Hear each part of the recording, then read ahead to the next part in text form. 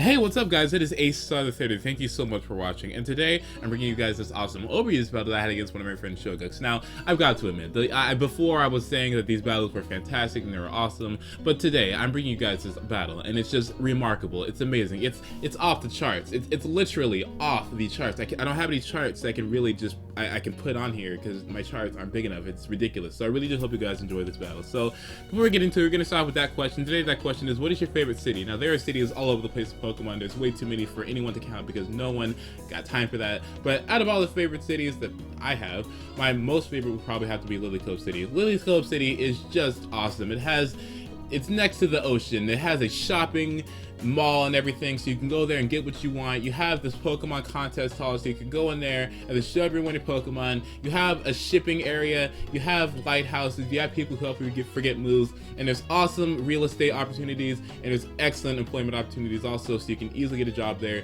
doing whatever you want to. So I really do hope you guys can answer that question in the comments below so I can figure out what your guys' favorite city is in Pokemon. So if you look at this team here, this team was really intricately made to counter all OU threats. Not all of them, but many third gen threats. Now, the biggest threats in third gen, pay attention to this because this is important, they are Suicune, Snorlax, Blissey, Tyranitar, and Salamence, and did I say Suicune already? I think I said Suicune, and Skarmory. So these things are just no joke. If these things get in and you don't have the appropriate Pokemon to take them out, then you're pretty much screwed because these Pokemon will literally ruin your day. I mean, these Pokemon aren't anything to really mess around with. So this is why I have this team the way I have it. I have Magneton there to counter the steel types, especially like Skarmory and things like that, because Skarmory won't be able to switch out. I have Blaziken there, which can easily counter Skarmory and get rid of Snorlax also. I have the Snorlax here with Self-Destruct, who can easily take out any kind of Suicune, no matter what kind of defensive set it is.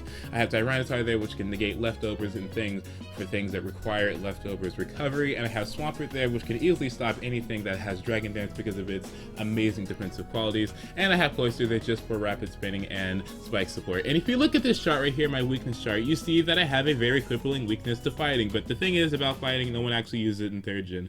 The biggest things that you really have to look at are the fact that I don't have a resistance to ground, which is extremely dangerous. I wasn't aware of that when I was making this team, but it's kind of compensated by the fact that my Cloyster and my Swampert have really good defensive stats, and most things that have ground type moves also have rock type moves, which Swampert can't really, doesn't really care about, and most things don't even have stat with it anyway. And if you look at this stat chart right here, you can see that my team is really based around attack and defense, which is really awesome. Now I don't have to really worry about things that are physical, but I still have to be aware of those special type attacks. But really, Snorlax can take those very easily, have a lot of HP and special attack, and I don't have a lot of speed, which can be kind of an issue, but speed isn't really all that important when it comes to being a defensive player like I am. So outside of that, everything else is really kind of not an issue at all. I have lots of resistances to many different things, and I'm only really weak to a couple of things in chunks, so that's what's really beneficial about this team, and that's why I like it so much. So be sure to answer that question in the comments below. I really do hope you guys enjoy this battle.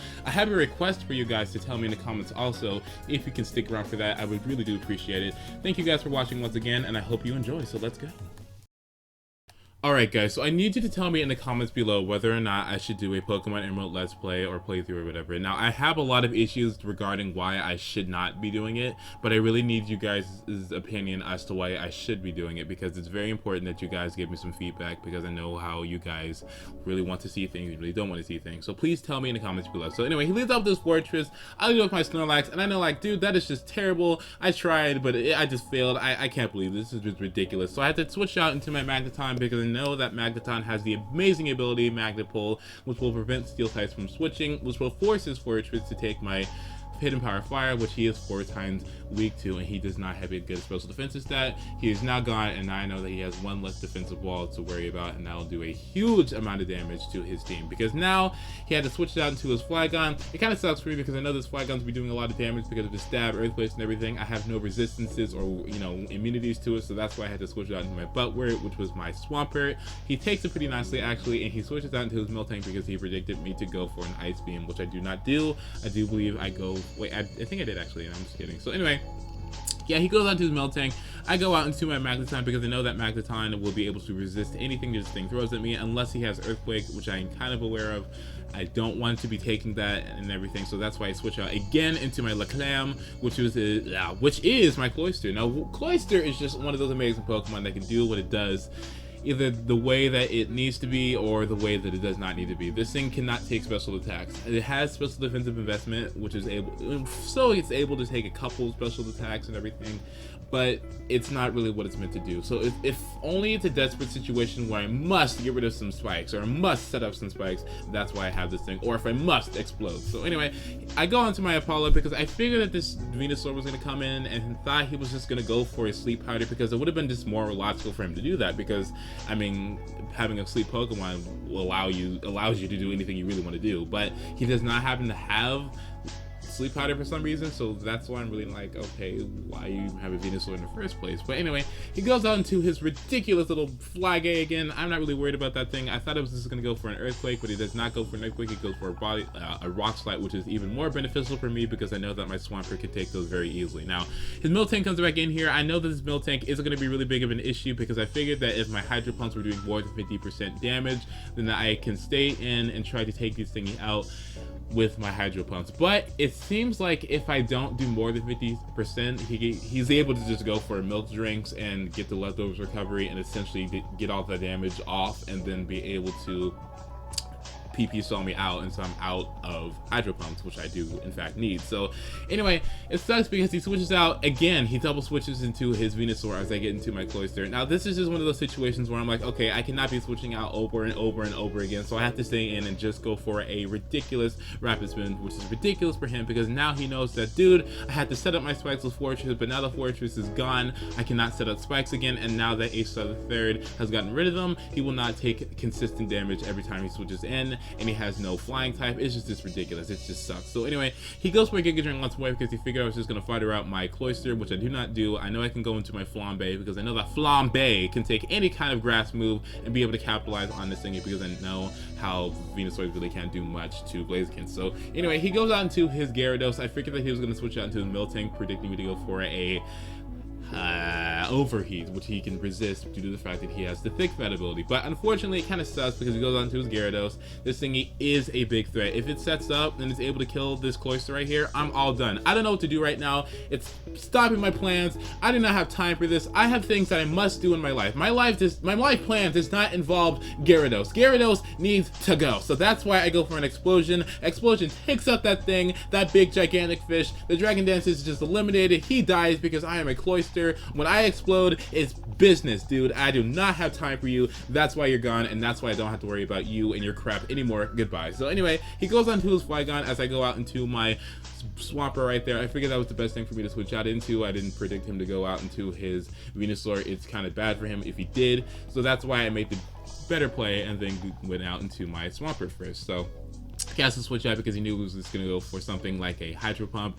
For some reason, it seems to me that he's not predicting my Ice Beams. I would not be going into this thingy because I know how this thing has a weakness to ice, but he can do what he wants to do because he is Schogux. So now he goes, and it's ridiculous how he goes for Elite Seed again, and I'm like, dude, I know that I cannot be taking any more kind of these attacks. I mean, I need my Magneton in case the time comes up, and I need this thingy to just go for strong special attacks, but if he keeps on doing this, I just can't do it. But I figured at this point that my Magneton would be awesome fodder because of the fact that it has such a low amount of health, and I'm able to pivot switch out into something that might be able to stop threatening Pokemon. So anyway, he goes on to his Kingdra, which is terrible for me because Kingdra is just one of those amazing Pokemon.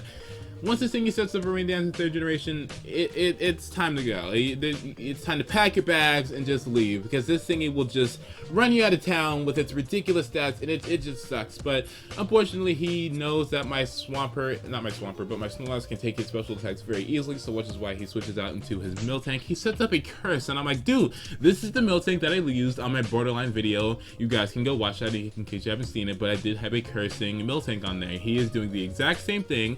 I'm not sure sure how good it's gonna work out, but he has the rain up right now, which he should be aware of right now. But the fact that he went for a curse, which is very just unbeneficial for him, because now he's gonna be slower than me. He cannot go for a milk drink. He cannot prevent me from going for this Hydro Pump. This Hydro Pump is stab and rain boosted, which will prevent this thingy from being alive anymore because it's so much base power. I do believe it's 270 base power, and now I do not have to worry about that miltank anymore because it's gone. So anyway, he goes on to his weed, which is his Venusaur. Now these names are getting on my nerves because they are so just like Cheese by Myself's, and Cheese by Myself's names are very freaking retarded and annoying, but it's okay. So anyway, he goes into the Flygon. I predicted that, so that's why I went for a Sky Uppercut. It did so much damage to this thing due to the fact that it's stab and everything, and it's pretty awesome because I know that Flygon cannot take much more of these, because he is Flygon and he does not have that good defensive qualities, I do believe. So anyway, he goes for an Earthquake. It does a lot bit of damage considering I'm a Swampert, but I have that much HP, which is compensated by that.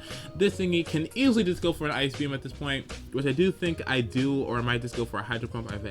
Yeah, I just go for Ice Beam because I didn't see anything else really that resisted, you know, water. Well, he had Kingdra, so he could have switched that into it, but he didn't do that. So he goes out into his Weave, which is his Venusaur. Now I'm kind of in a crappy situation right now because I mean this thing I can't switch Swampert in anymore, and that he has the Kingdra left, and I'm able to be taken out due to a Surf if it's Rainbows and everything at that point. So I'm going to be saving myself for fodder if need be. So now I go into my Flambe. I set up a Sword Sense because I predicted him to just go for, I don't know, some kind of move like, I don't know, Substitute or something, which would have been just fine because I knew I could be able to take these thingies substitutes out and then eventually be able to overpower this thingy with the sheer force that I have as a Blaziken. And with +2 attack, I am not playing any games right now. My last move is Rock Slide, which won't be super effective damage, but he has Protect, and it's kind of inconsistent for me to just like go for overheats and then him protecting and then predicting right now. No, so I have to continually just go for trying to predicting this thing. I mean, it kind of sucks because I'm not going to be able to predict it all correctly immediately, but I'm at a point right now where I'm able to go for overheats, and if I do get that overheat in this range, I have Blaze range and it's stab, and it's a 140 base power move, and I have an amazing amount of power behind my back. But unfortunately, he switches out into his Kingdra, which I was completely unaware of. I wasn't thinking about it. I didn't have time for this. This wasn't in my plans. This was not in my notes. This was not in my notes. I cannot do this without my notes, but my notes lied to me, and I'm like, dude, these notes are perfect. I have perfect notes, and so it's kind of sucks because now I don't have my Blaziken anymore, and it's gonna be ridiculous to try to take out this stupid this stupid Venusaur, because Venusaur has a huge amount of special defense, and its defense isn't bad also, and it has Leech Seed. This thing is gonna be staying alive for freaking ever. But now I go on to my Snorlax. It kind of sucks because I have so much HP, and it sucks because now this thing is gonna be Leech Seeding me, taking all my health away. I'm so fat, and he's taking all my fat, and I'm like, dude, I want you to take my fat. It's my fat, not yours, and it sucks. So now I had to go out into my Apollo and fodder myself out. Like I said earlier, this thing was perfect fodder because it has such a low amount of HP, and its resistances, in case it lived in attack, it'd be able to go for some kind of strong move before it gets taken out. Maybe if ACESTAR III can talk correctly, then maybe he'd be a better narrator and he wouldn't suck so badly. So anyway, he goes out into,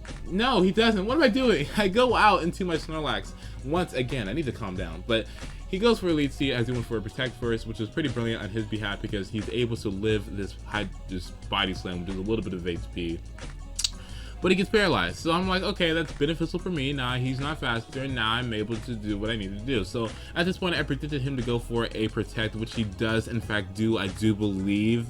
Yes, he goes for a Protect as I go out into my Truxton. Now I wanted to Truxton because I knew that if I'm able to set up a Dragon Dance, then I don't have to worry about Kingdra anymore because he will be taken out due to a Rock Slide or anything. And if this thing just tries to go for any kind of other move, it's just okay.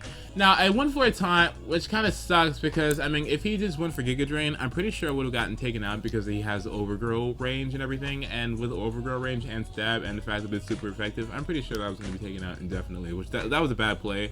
And if he had gotten paralyzed then I would have lost my Truxton, but I didn't do that unfortunately, which is pretty awesome. So anyway, his Kingdra's in here. I'm faster than that Kingdra because I'm a jolly nature now. I figure how important it is to be jolly on Tyranitars rather than Adamant, even though you have Dragon Dance, because I know how stupid it is to have a +1 Tyranitar and then not be able to be faster than threats, and it's just a terrible feeling. So anyway, I go into my 14th mode knowing that I can take any kind of special attack thing, and now this is his last Pokemon. I don't think he has Protect or anything. So at this point, I look at my notes, and my notes are telling me that I should go for an Explosion, which I don't even have Explosion, but I have Self-Destruct, which is basically stronger than Explosion. So I do Self-Destruct. This thingy is going to be taken out due to my normal type going for a Stab. Self-Destruct. Oh my gosh, so much damage. 300 base power plus having the other Pokemon's defense. It is ridiculous. That is so much power behind that Snorlax. Good for you, Snorlax. You are a very awesome Pokemon. Good for you. You might even be in the thumbnail. Wow. So anyway, thank you guys so much for watching.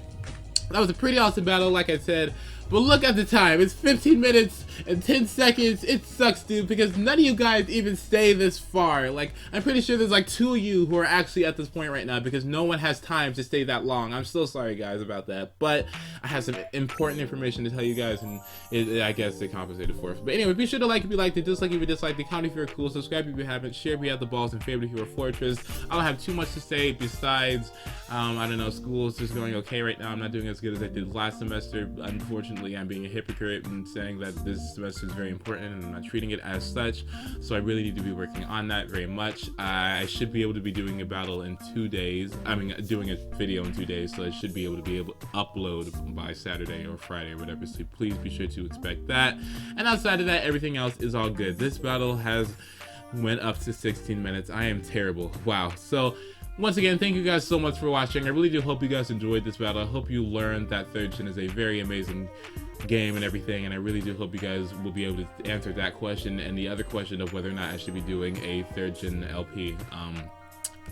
The biggest reason why I don't want to do it, before I go, I want to tell you guys that Pokemon Wi-Fi battlers, you will notice on all of their videos, if they do Wi-Fi battles and they do LPs too, the LPs will have significantly a less amount of views because no one will watch them. And I do not want to waste time uploading something that I want you guys to see, but you guys not even watch it. It's kind of redundant and it's pointless and it doesn't make any sense. It's counterproductive and it's a waste of time. So I need you guys to tell me, will you guys actually watch this? Will you guys support me through that? Because if you don't, then I don't need to do it and it just sucks. So sorry guys, I just need to know. Please tell me in the comments below. Thank you guys so much for watching and have a wonderful day, and goodbye.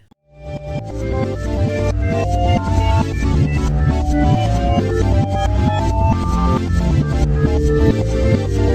back.